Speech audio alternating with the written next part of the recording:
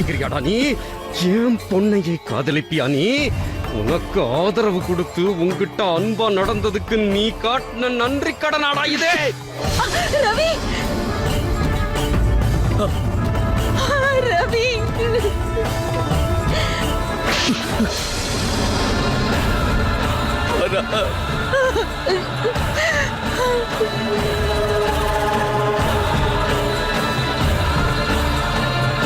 இவன் என் கண்ணு முன்னாடியே நிக்க கூடாது. தூக்கி வெளியில இருங்க. எரிங்க வேணா.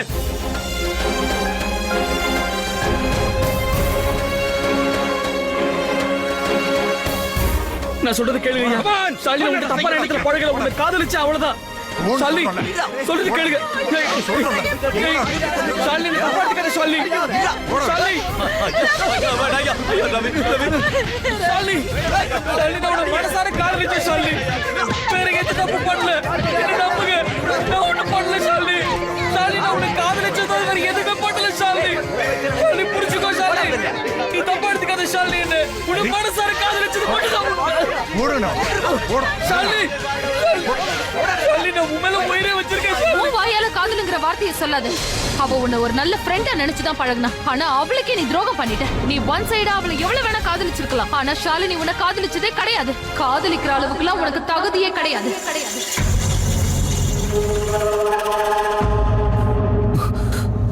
என்னடா ஏன் எல்லாரும் நிறுத்திட்டீங்க? அவனை கழுத்தை பிடிச்சு வெளியே தள்ளுங்க. இத்தனை நாளா அவன் மனசுல இருக்கிறத யாருக்கும் சொல்லல. அவன் கதறல் இந்த உலகத்துக்கே கேட்கணும். அடிங்க. எங்கடா வந்து அடிங்கடா அவனை.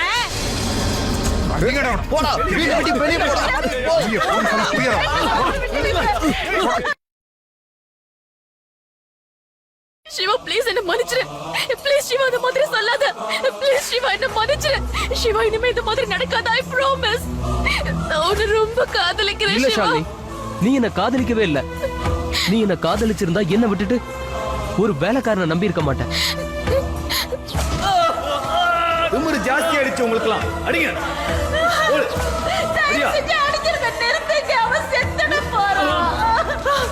மாமா தயவு செஞ்சு அவனுக்கு கொஞ்சம் தண்ணி கொடுங்கம்மா. என்ன அந்த செல்லுக்கு கொஞ்சம் அனுப்புங்கம்மா. ஒரே ஒரு தடவை அவர்கிட்ட கூட்டிட்டு போறீங்க. ஓடு. உள்ளே விட்டுருங்கய்யா.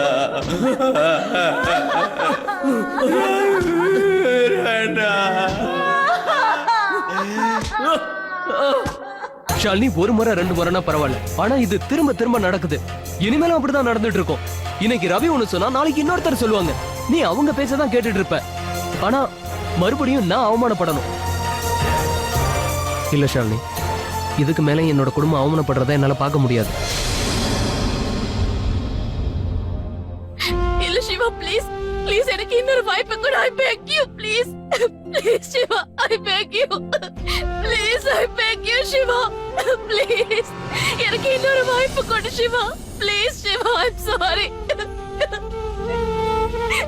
எனக்கு என்ன தண்டனை வேணாலும் கொடு. ஆனா ப்ளீஸ் சிவா என்ன மன்னிச்சிரு. எனக்கு ஒரு வாய்ப்பு கொடு ப்ளீஸ்.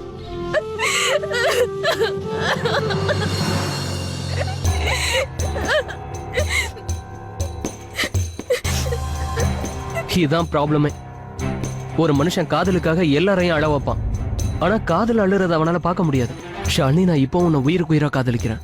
ஆனா தயவு செஞ்சு என்னோட நிலைமையை புரிஞ்சுக்க ட்ரை பண்ண. நான் இப்பதான் நார்மலுக்கு வந்திருக்கேன். மறுபடியும் அந்த மாதிரி ஏதாவது ஆச்சுன்னா நான் இல்ல சிவா ஐ ப்ராமிஸ் இனிமே இந்த மாதிரி எதுவும் நடக்காது. இனிமே என்ன ஆனாலும் நான் ஒன்னும் சந்தேகப்படவே மாட்டேன். பைத்தியக்காரி மாதிரி அவனை ஒரு நல்ல ஃப்ரெண்டா நினைச்சு தேவையில்லாம அவனை நம்பிக்கிட்டு இருந்தேன். ப்ராமிஸ் சிவா இனிமே இந்த மாதிரி நடக்காது.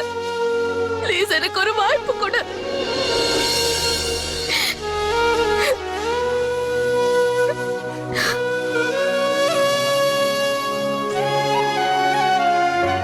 ப்ளீஸ் இந்த மோதிரத்தை எனக்கு போட்டு விடு Shiva. Please make me yours. உனக்கு ஒரு விஷயம் தெரியுமா? இந்த விரலோட நரம்பு நேரா இதயத்துக்கிட்ட தான் போகும். ஐ ப்ராமிஸ் நான் நம்ம உறவை மனசார பாதுகாப்பேன். ப்ளீஸ் எனக்கு இன்னொரு வாய்ப்பு கொடு.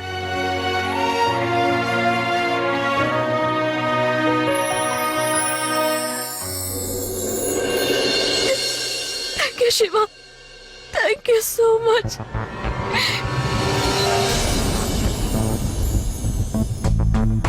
ஷாலினி, நான் உன்னை உயிரா காதலிக்கிற ஒரு சாதாரணமானவன். ப்ளீஸ் மறுபடியும் என்ன இப்படி சந்தேகப்படாத. அப்படி சந்தேகப்பட்டேன்னா உன்னை விட்டு விலகி ரொம்ப தூரம் போயிடுவேன். அதுக்கப்புறம் தேடுனாலும் கிடைக்க இல்ல மாட்டேன். சிவா, ப்ளீஸ், நான் இனிமே உன்னை சந்தேகப்பட மாட்டேன். உன்னை இனிமே எங்கேயும் போக விட மாட்டேன், ப்ராமிஸ்.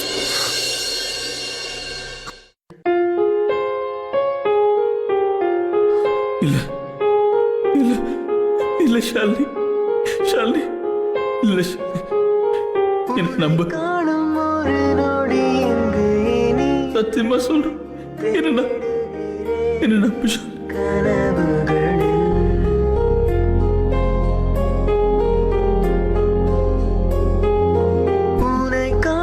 வேண்டாம்.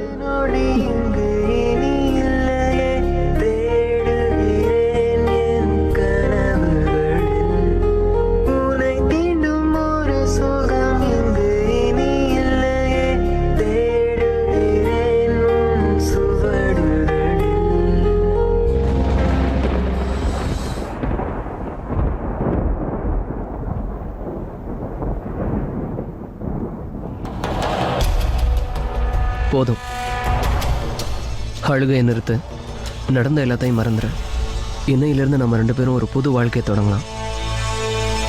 நேத்து நிலாவை பார்த்தா பழி வரும், ஆனா நாளைக்கு விடிய போற சூரியன் நமக்கு ஒரு நல்ல ஆரம்பமா இருக்கும்.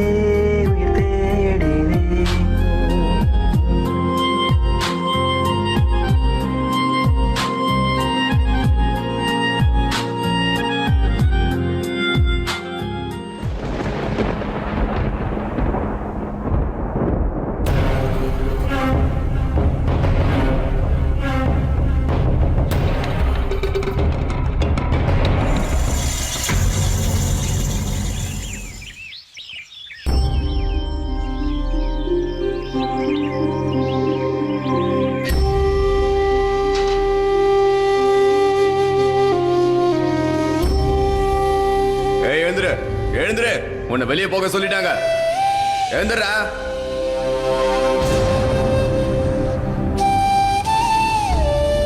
ஏய் எழுந்துடுறா. இன்னைக்கு அடி வாங்க போறியா? எழுந்துடுறான்ற. என் புள்ள எப்படி நாய் அடிக்கிற மாதிரி அடிச்சிருக்காங்களே, அவனை பாத்தீங்களா? ரவி, இங்க பாரு, வாப்பா, இங்க இருந்து போயிடலாம். யாரோ ஒரு நல்லவர் வந்து நாம இங்க இருந்து வெளியே போறதுக்கு ஏற்பாடு பண்ணிட்டாரு. வாப்பா, சீக்கிரம் இங்க இருந்து போயிடலாம். வாப்பா, மெதுவா எழுந்திரு. பாத்து வாப்பா, போட்டு அடிச்சிருக்காங்க. மெதுவா நட. பாத்து வாப்பா.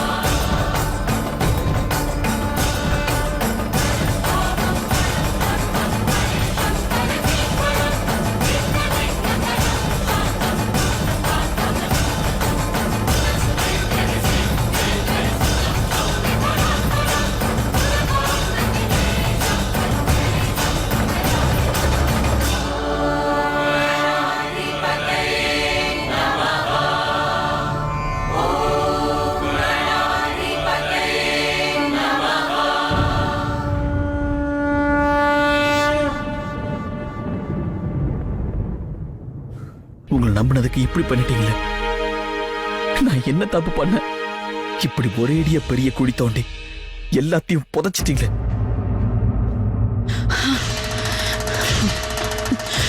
அப்படி சொல்லாத. இதுக்கு மேல உன் கண்ல இருந்து ஒரு சொட்டு தண்ணி கூட வெளியே வரக்கூடாது. ஏன்னா உன் கண்ல இருந்து அருவியா தண்ணி வரும்போது யாருமே கவலைப்படல. இவ்வளவு நாளும் நீ அவங்களுக்காக வடிச்ச கண்ணீரை புயலா மாத்தி காட்டு. நீ இங்க திரும்ப வரணும். ஒரு தாயா என் மனசு சொல்லுது, நீங்க திரும்ப வருவ. எந்த வீட்டு பொண்ண உன் தலை மேல தூக்கி வச்சுக்கிட்டு ஆடினியோ, அதே வீட்ல இருந்து பழியும் பாவத்தையும் தலை மேல தூக்கி வச்சுட்டு வந்திருக்க. இந்த சம்பவத்தை நீ உன் வாழ்க்கையில மறக்கவே கூடாது. உன்னோட விசுவாசத்தை அவங்க தூக்கி அடிச்சாங்க, அதை நீ மறக்காத. ஒரு விஷயத்தை மட்டும் நல்ல ஞாபகத்துல வச்சுக்கோ. ஒருவேளை நல்லவங்களுக்கு கெட்டது நடந்தா அந்த நேரத்துல மேல இருக்கிறவனும் மூஞ்ச திருப்பிக்கிட்டான்னா அதுக்காக மனச தளர விடாத. மேல இருக்கிறவன் உன்னை கைவிடவே இல்லை. அவனை நம்பு. அவன் சரியான சந்தர்ப்பத்துக்காக காத்துக்கிட்டு இருக்கான். தன்னோட 3வது கண்ணை அவன் கண்டிப்பா திறப்பான். அவன் கண்டிப்பா தன்னோட 3வது கண்ணை திறப்பான்.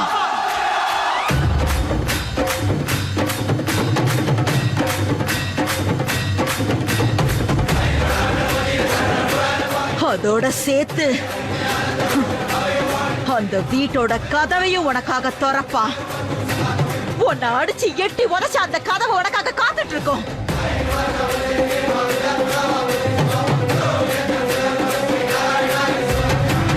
இந்த தடவை அந்த பிள்ளையார் உன் தோள்ல உட்கார்ந்துகிட்டு அந்த கடலுக்கு போகல.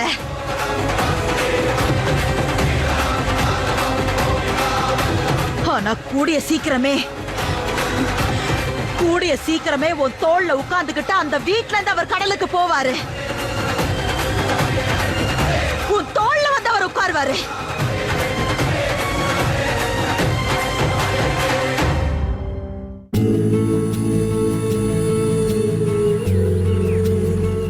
शारदा,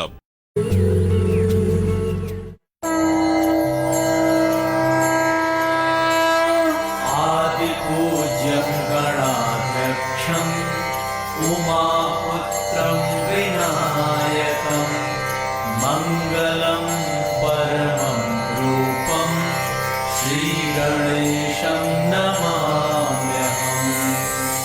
பிள்ளையாரப்பா மங்களமூர்த்தி अधिपतये नमः.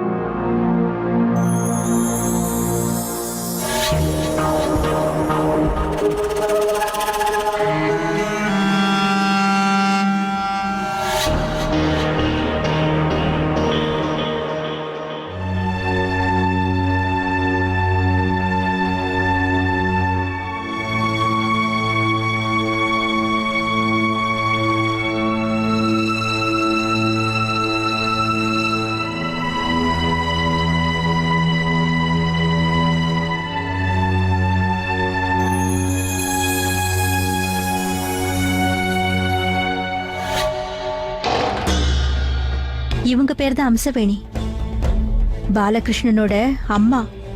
இவங்கள மாதிரி வேற யாரும் இல்ல. லட்சம் பேர் இருக்கிற கூட்டத்துல ஒரு குருடன் கூட இவங்கள கண்டுபிடிச்சிருவான்.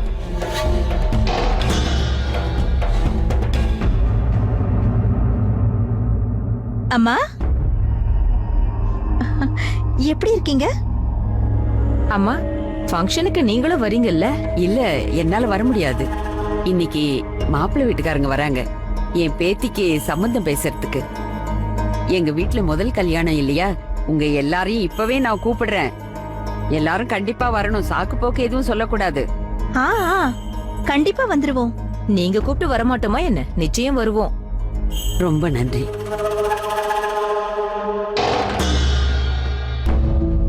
எவ்வளவு மாறிட்டாங்க தெரியுமா? முன்னாடிலாம் ரொம்ப திமிரா நடந்துக்குவாங்க. விதி விளையாடிடுச்சுன்னு சொல்லு. முதல்ல பணம் இருந்துச்சு, நல்ல திமிரு காட்டினாங்க. இப்ப பணமும் போயிடுச்சு, அவங்க திமிரும் அடங்கி போயிடுச்சு.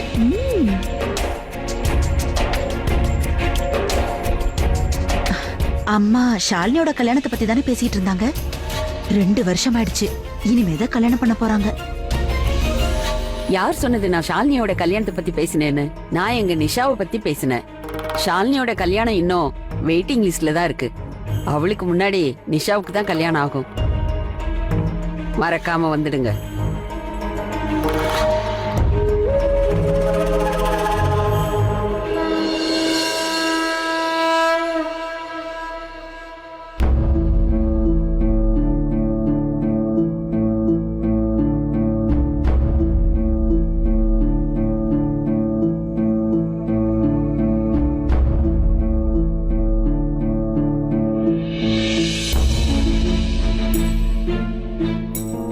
ஷாலினி மேடம், 4 மணி நேரமா நிக்கிறீங்க. உட்காருங்கம்மா.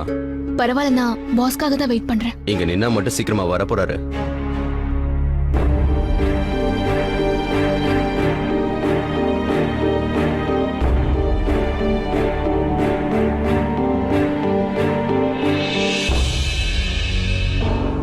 அண்ணா, பாஸ் இப்ப வந்துருவார்ல?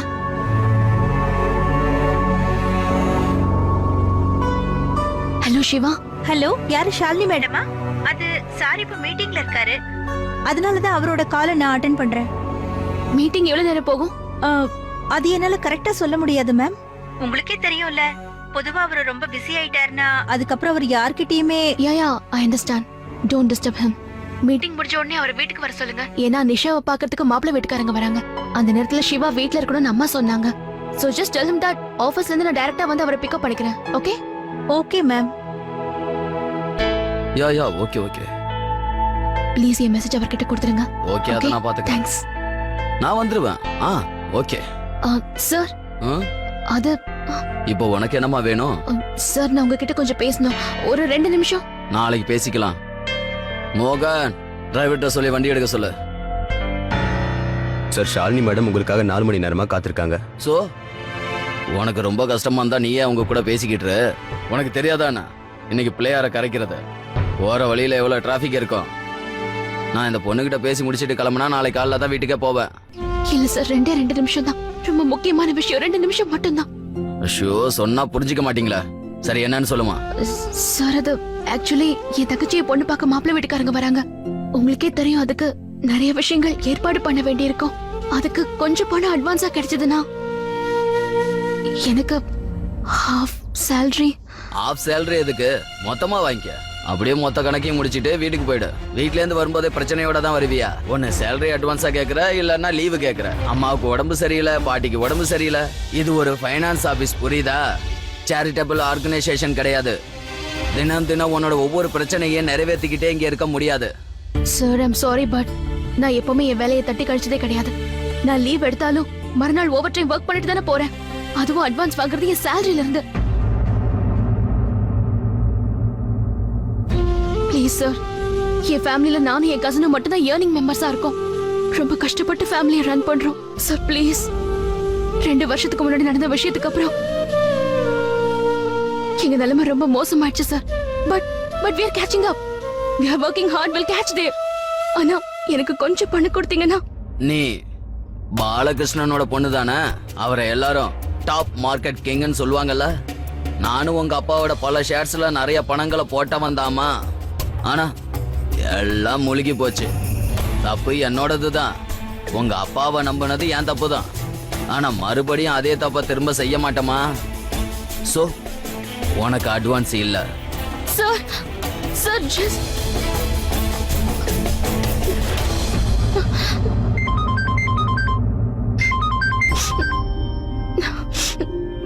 சொல்லுங்கம்மா. ஷாலினி, நீ சிவாவை பிக்கப் பண்ணிக்க போறல? அப்புறம் பாஸ் கிட்ட அட்வான்ஸ் வாங்க மறந்துடாத. மாப்பிள்ளை வீட்டுக்காரங்க எல்லாம் வராங்கல்ல, லாஸ்ட் மினிட்ல நிறைய செலவு இருக்கும். அதனால கையில பணம் வச்சிருக்கணும். அப்புறம் நீ இன்னைக்கு ஆபீஸ்ல இருந்து கொஞ்சம் சீக்கிரமாவே வீட்டுக்கு வந்துரு. நான் உனக்காக Dress எடுத்து வச்சிருக்கேன். ஷாலினி ப்ளீஸ் போட்டுக்க மாட்டேன்னு சொல்லாத. இன்னைக்கு நீயும் அழகா Dress பண்ணிக்கணும், புரியுதா? நிஷாவுடைய பழைய Dressல இருந்து உனக்காக ஒரு அழகான Dress நான் செலக்ட் பண்ணி வச்சிருக்கேன். இன்னைக்கு எப்படியாவது நிஷாவுக்கு இந்த சம்பந்தம் முடிஞ்சதுன்னா அம்மா அது ஆக்சுவலி அப்புறம் பஸ்ஸுக்கெல்லாம் வெயிட் பண்ணிட்டு இருக்காத. ஒரு ஆட்டோ பிடிச்சு நேரா சிவாவோட வீட்டுக்கு போயிடு. அங்க இருந்து எப்படியோ நீ கார்ல வந்துருவல்ல, சரியா? சரிம்மா. ஓகே பாய்.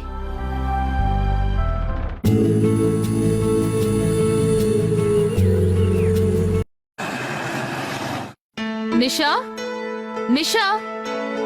அவங்க தலையில இடி விழ நான் விநாயகரை தரிசனம் பண்ணதானே போனேன். அந்த சுமித்ராவும் புஷ்பாவும் போட்டு வந்த நகையை பார்க்க போகலையே. திமிர் பிடிச்சவ துள்ளி குதிச்சுக்கிட்டு அவளோட நகையெல்லாம் எங்கிட்ட காட்டிட்டு இருக்கா. மறைமுகமா என்ன குறை வேற சொல்றாளுங்க. சீ, இன்னைக்கு அவங்க போடுற நகையை விட அதிகப்படியான நகையும் பணமும் நான் உனக்கு சும்மாவே கொடுத்திருக்கேன். ஞாபகம் இருக்கா? எனக்கா? மறந்துட்டியா? ஏன் நான் கொடுக்கலையா? அது அம்மா கொடுத்திருக்கீங்க. தெருவுக்கு வந்த அப்புறமும் திமிரு போகல.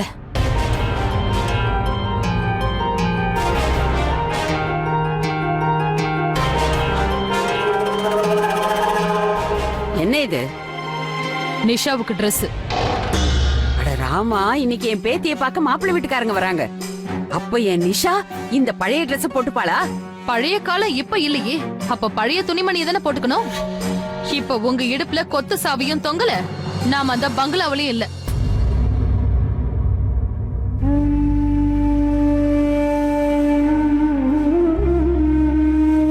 உங்க புள்ளியும் இப்ப இந்த உலகத்துல இல்ல. அவர் உயிரோட இருக்கும்போது நமக்கு எப்பவும் எந்த குறையுமே இருந்ததில்ல.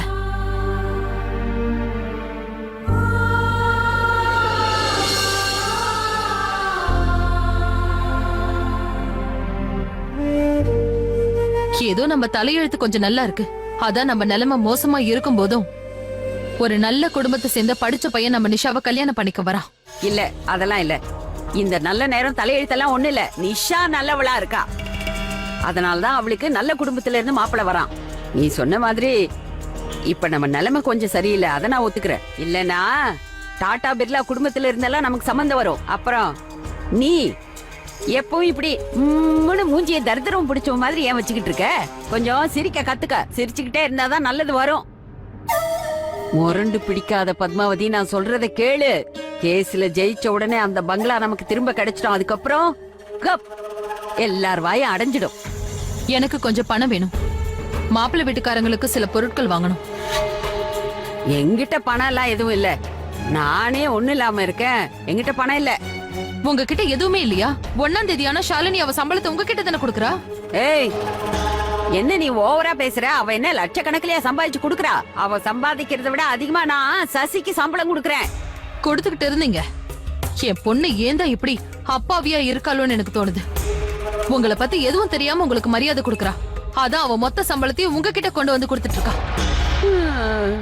எதுக்காக நீ உன் பொண்ணு அப்படியே புகழ்ந்து தள்ளிக்கிட்டே போற? ஏதோ 4 காசு சம்பாதிச்சு கொண்டு வரா. அது பத்தாம இந்த வீட்டை நிர்வாகம் பண்றதுக்கு என் நகையெல்லாம் கூட வித்துட்டேன். ஆனா மாப்பிள்ளை வீட்டுக்காரங்களுக்கு நாம ஏதாவது கொடுத்துதானே ஆகணும். சீர் கொடுக்காம எப்படி கல்யாணம் நடக்கும்? ஓ, சம்பந்தத்தை எப்படி முடிவு பண்றதுன்னு நீ எனக்கு சொல்லி கொடுக்க வேண்டியதில்ல. நிஷா எனக்கு இருக்கிற ஒரே பேத்தி, என் பிள்ளைக்கு பிறந்த பொண்ணு. அவளோட கல்யாணத்துக்காக நான் என்னோட கடைசி நகையை பத்திரமா எடுத்து வச்சிருக்கேன். கடைசி நகையா? அப்படின்னா அப்ப ஷாலினிக்கு எதுவும் வைக்கலையா? ஏன் அவ உங்க புள்ளியோட மக இல்லையா? நிஷாவுக்கு சம்பந்தம் இப்ப முடிவாகுது. ஆனா ஷாலினிக்கு 2 வருஷம் முன்னாடியே முடிவாயிடுச்சு. அவளுக்கு கல்யாணம் ஆகும்போது அவளுக்கு நீங்க நகை ஒண்ணுமே கொடுக்க மாட்டீங்களா? அவ சம்பாதிக்கிற மொத்த பணத்தையும் உங்ககிட்ட தானே கொடுக்கறா. அவ ஒண்ணு எனக்கு பிச்சை போடல. அவளுக்கு எல்லாம் தெரியும். என்னைக்கு இந்த கேஸ்ல நான் ஜெயிக்கிறேனோ அப்ப எனக்காக என் பங்களாவோட கதவுகள் திறக்கும். அப்ப எல்லாருடைய வாயும் மூடிடும்.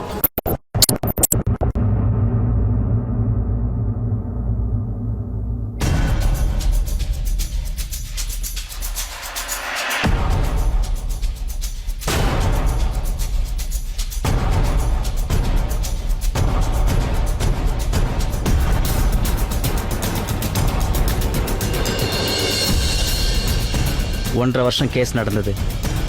ஆனால் எதுவுமே முடிவாகலை. ஃபைனலி கோர்ட் நமக்கு இந்த பங்களாவை ஜப்தி பண்ணுறதுக்கு பர்மிஷன் கொடுத்துட்டாங்க. அதை பற்றின இன்ஃபர்மேஷனை இன்னைக்கு நியூஸ் பேப்பரில் போட்டிருக்காங்க. நீங்களே பாருங்கள்.